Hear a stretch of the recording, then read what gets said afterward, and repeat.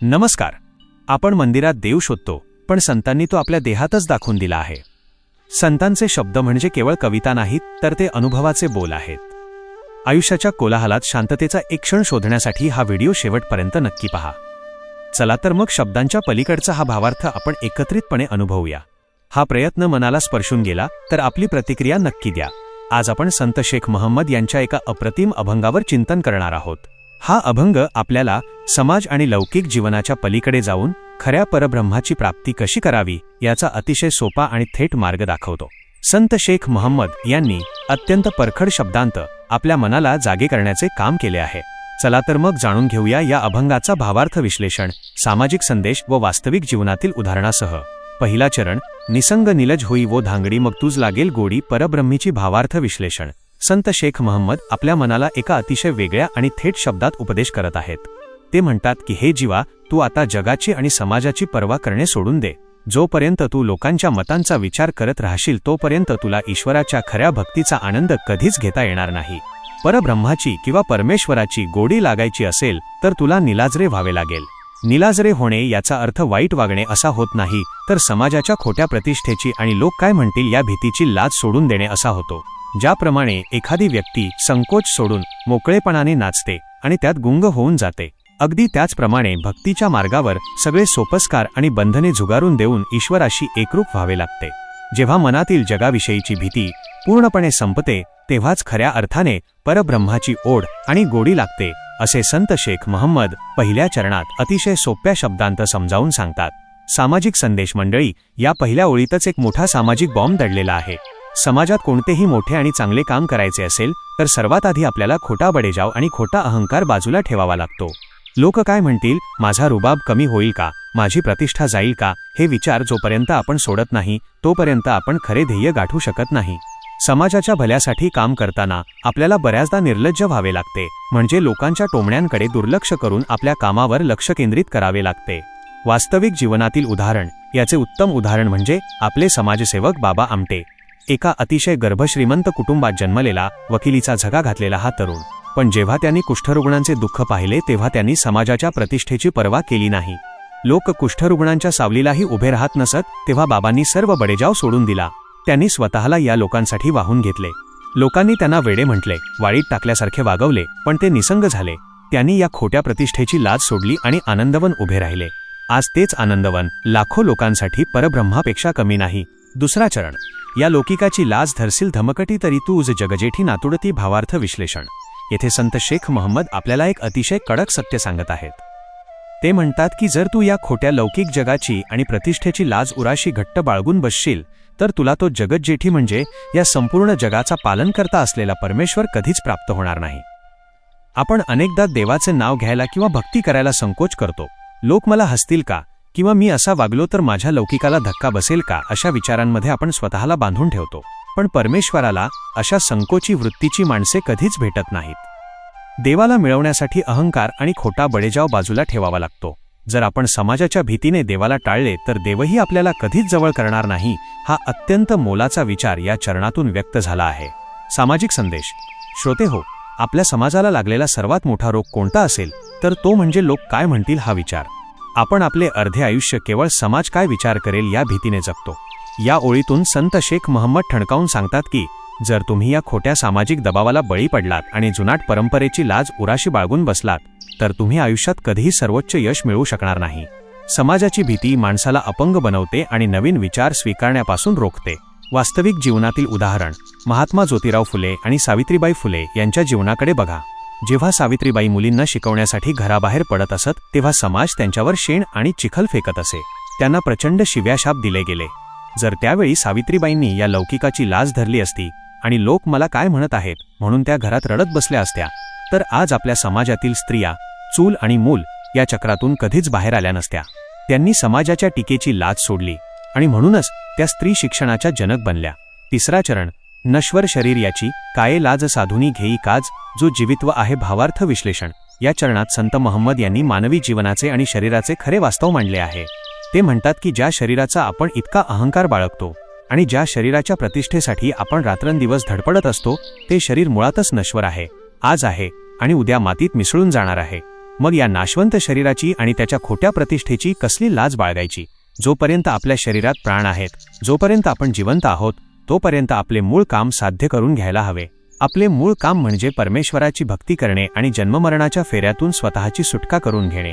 आयुष्याचा प्रत्येक क्षण मौल्यवान आहे. तो जगाच्या भीतीत वाया न घालवता आत्मोद्धारासाठी आणि सत्कार्यासाठी खर्च करा, असा अतिशय सखोल आणि व्यावहारिक उपदेश यातून मिळतो. सामाजिक संदेश. आजचे युग हे दिखाव्याचे युग आहे. आपण आपल्या शरीरावर, दिसण्यावर, रंग आणि रूपावर प्रचंड वेळ आणि पैसा खर्च करतो. पण हे शरीर एक दिवस नष्ट होणार आहे. मग ह्या नश्वर शरीराचा इतका अहंकार का बाळगायचा? या चरणाचा अत्यंत महत्त्वाचा सामाजिक संदेश हा आहे की शारीरिक व्यंग, रंगाचा भेद किंवा दिसण्यावरून कोणालाही कमी लेखू नका किंवा स्वतःलाही कमी समजू नका. जोपर्यंत शरीरात श्वास आहे तोपर्यंत काहीतरी महान कार्य करून जा, कारण इतिहास तुमच्या शरीराची नाही तर तुमच्या कर्तृत्वाची नोंद घेतो. वास्तविक जीवनातील उदाहरण. अरुणिमा सिन्हा या धाडसी मुलीची गोष्ट आपल्या सर्वांना माहीत असेलच. रेल्वे प्रवासात गुंडांनी तिला चालत्या ट्रेनमधून बाहेर फेकले आणि त्यात तिचा एक पाय कापला गेला. समाजाच्या दृष्टीने ती एक अपंग मुलगी होती, पण तिने आपल्या तुटलेल्या आणि नश्वर शरीराची लाज बाळगली नाही किंवा त्याबद्दल रडत बसली नाही. कृत्रिम पायाच्या आधारावर तिने माउंट एव्हरेस्ट सर केला. शरीराचे लाड पुरवण्यापेक्षा तिने आपले कार्य साधून घेतले आणि संपूर्ण जगासमोर एक आदर्श निर्माण केला. चौथा चरण. देह विठलाचे झाड उचिष्ट वोवळे ते काय सोवळे होईल. तुझ भावार्थ विश्लेषण. संत शेख महम्मद यांनी या चरणात शरीर आणि पावित्र्य याविषयी अत्यंत क्रांतिकारी विचार मांडला आहे. ते म्हणतात की हे मानवी शरीर म्हणजे विठ्ठलाने किंवा निसर्गाने निर्माण केलेले एक झाड आहे. मानवी शरीर हे मुळातच निसर्गाच्या नियमांनी बनलेले आहे, त्यामुळे ते भौतिकदृष्ट्या कधीच पूर्णपणे शुद्ध किंवा सोवळे असू शकत नाही. लोक बाह्य शुद्धीसाठी आणि सोवळ्यासाठी खूप आटापिटा करतात, पण आतून मात्र त्यांचे मन अशुद्ध असते. संत महम्मद आपल्याला समजावत आहेत की केवळ शरीराला वरवर स्वच्छ करून किंवा कर्मकांडे करून माणूस पवित्र होत नाही. शरीर हे निसर्गाच्या नियमानुसार चालते. त्याला खोटे पावित्र्य चिकटवण्याचा प्रयत्न करण्यापेक्षा आपल्या मनाला आणि आत्म्याला भक्तीने शुद्ध करण्याचा प्रयत्न करा. खरी शुद्धी ही मनाची असते, शरीराची नाही. हा संदेश यातून अतिशय प्रभावीपणे दिला आहे. सामाजिक संदेश. हा चरण म्हणजे जातीभेद आणि सोवळे ओवळे या मानवनिर्मित भिंतींवर केलेला सर्वात मोठा प्रहार आहे. मानवी शरीर हे जैविकदृष्ट्या सर्वांचे सारखेच आहे. ते आतून अशुद्ध गोष्टींनी भरलेले असते. मग केवळ जन्माने एखादा माणूस शुद्ध आणि दुसरा अशुद्ध कसा असू शकतो? हा प्रश्न येथे विचारला आहे. माणसाचे श्रेष्ठत्व त्याच्या जन्मावरून किंवा तो कोणते कपडे घालतो यावरून ठरत नाही, तर त्याच्या विचारांवरून ठरते.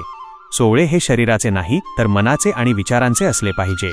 अस्पृश्यता आणि जातीभेद हा समाजाला लागलेला कलंक आहे, हे यातून स्पष्ट होते. वास्तविक जीवनातील उदाहरण.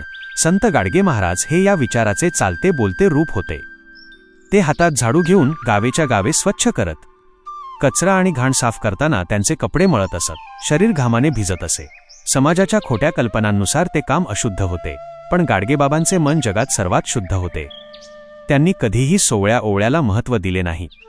त्यांनी माणसांतला देव ओळखला आणि स्वच्छतेचा महान मंत्र दिला. खरी शुद्धता ही हातात झाडू घेऊन गाव स्वच्छ करण्यात आहे, देवळात बंदिस्त होऊन बसण्यात नाही, हे त्यांनी दाखवून दिले. पाचवा चरण. शेख महम्मद म्हणे प्रकृती साजणी भाव धरुनी मनी जाविद्या सोडा. भावार्थ विश्लेषण. शेवटच्या चरणात संत शेख महम्मद संपूर्ण अभंगाचे सार आणि अंतिम संदेश देत आहेत. ते आपल्या प्रकृतीला म्हणजे आपल्या मूळ स्वभावाला अत्यंत प्रेमाने साथ घालत आहेत. ते म्हणतात की हे माझ्या मना आता तरी अज्ञान आणि खोटा अहंकार सोडून दे. अविद्या म्हणजे अज्ञान. आपण जे शाश्वत नाही त्यालाच सत्य मानून बसलो आहोत आणि जे खरे परब्रह्म आहे त्याकडे आपण दुर्लक्ष करत आहोत. हे सर्व अज्ञान दूर करून मनामध्ये परमेश्वराविषयीचा निस्सीम आणि शुद्ध भाव धारण कर. जेव्हा मनातील अज्ञानाचा अंधार दूर होईल आणि भक्तीचा प्रकाश पडेल तेव्हाच खऱ्या अर्थाने तुझे जीवन सार्थक होईल. खऱ्या भक्तीसाठी कोणत्याही बाह्य देखाव्याची गरज नसते, तर फक्त अंतःकरणातील शुद्ध भावाची गरज असते. ही अत्यंत सुंदर आणि मनाला भिडणारी शिकवण संत शेख महम्मद या चरणातून देतात. सामाजिक संदेश. शेवटच्या टप्प्यात एक अतिशय गोड पण ठाम संदेश दिला आहे. अविद्या म्हणजेच अज्ञान, अंधश्रद्धा आणि माणसांत भेद करणारी चुकीची शिकवण.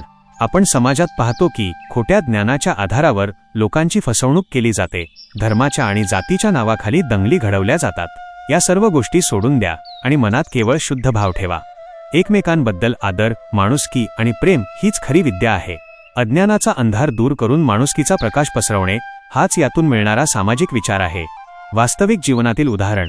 जेव्हा केव्हा आपल्या देशात एखादे मोठे संकट येते, जसे की पूर परिस्थिती, भूकंप किंवा नुकतीच आलेली कोरोनाची महामारी, तेव्हा समाज कसा वागतो हे आठवा. कोरोनाच्या काळात अनेक मुस्लिम तरुणांनी हिंदू बांधवांवर अंत्यसंस्कार केले, तर अनेक हिंदू डॉक्टरांनी आपला जीव धोक्यात घालून सर्व धर्माच्या रुग्णांचे प्राण वाचवले. प्लाझ्मा किंवा रक्तदान करताना कोणीही कोणाची जात किंवा धर्म विचारत नव्हते. तोच खरा शुद्ध भाव होता. संकटाच्या वेळी आपण सर्व अविद्या आणि भेद विसरून जातो. हाच माणुसकीचा भाव आपण नेहमी मनात ठेवला तर हा समाज खऱ्या अर्थाने सुंदर बनेल. युवा पिढीसाठी अभंगाचा संदेश. मित्रांनो, आजच्या तरुण पिढीसाठी हा अभंग म्हणजे एक खूप मोठा दीपस्तंभ आहे. आपण नेहमी इतरांच्या अपेक्षांचे ओझे वाहत असतो. समाज काय म्हणेल, मित्र काय विचार करतील, नातेवाईक काय बोलतील या भीतीने अनेक तरुण आपली खरी स्वप्ने मारून टाकतात. पण हा अभंग आपल्याला वैचारिकदृष्ट्या बंडखोर व्हायला शिकवतो. बंडखोर म्हणजे चुकीच्या मार्गावर जाणे नाही, तर स्वतःच्या खऱ्या ध्येयासाठी निर्भयपणे उभे राहणे. खोटी लाज आणि भीती सोडून द्या. तरुणांनी सर्वात आधी अपयशाची आणि समाज काय म्हणेल याची लाज बाळगणे सोडून दिले पाहिजे. आपण काहीतरी नवीन करायला जातो तेव्हा लोक हसतील याची आपल्याला सतत भीती वाटते. पण जोपर्यंत तुम्ही जगाच्या टीकेची पर्वा न करता तुमच्या ध्येयावर पूर्णपणे लक्ष केंद्रित करत नाही, तोपर्यंत तुम्हाला खऱ्या यशाची चव चाखता येणार नाही. बाह्य दिखाव्यापेक्षा आंतरिक विकासावर भर द्या. हे शरीर आणि बाह्य सौंदर्य कायम टिकणारे नाही. त्यामुळे फक्त बाह्य दिखावा आणि खोटा अहंकार यावर वेळ घालवण्यापेक्षा आपल्या विचारांची आणि ज्ञानाची पातळी वाढवण्यावर तरुणांनी भर द्यायला हवा. आयुष्यात काहीतरी अर्थपूर्ण काम करण्यासाठी या तारुण्याचा आणि उडणाऱ्या रक्ताचा योग्य उपयोग करा. जे काम हाती घेतले आहे ते पूर्णत्वास नेण्यासाठी याच शरीराचा आणि वेळेचा सदुपयोग करा. आपल्या आजूबाजूला अनेक चुकीच्या समजुती आणि अज्ञान पसरलेले आहे. तरुणांनी स्वतःच्या बुद्धीने आणि डोळसपणे विचार करायला शिकले पाहिजे.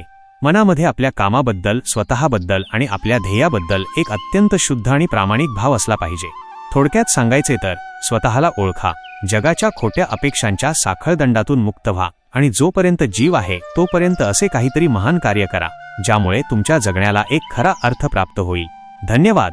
तर रसिक हो, संत शेख मोहम्मद यांचा हा अभंग आपल्याला समाज आणि स्वतःचा देह या दोन्हीच्या खोट्या अभिमानातून बाहेर पडून खऱ्या भक्तीकडे वळण्याचा एक सुंदर संदेश देतो.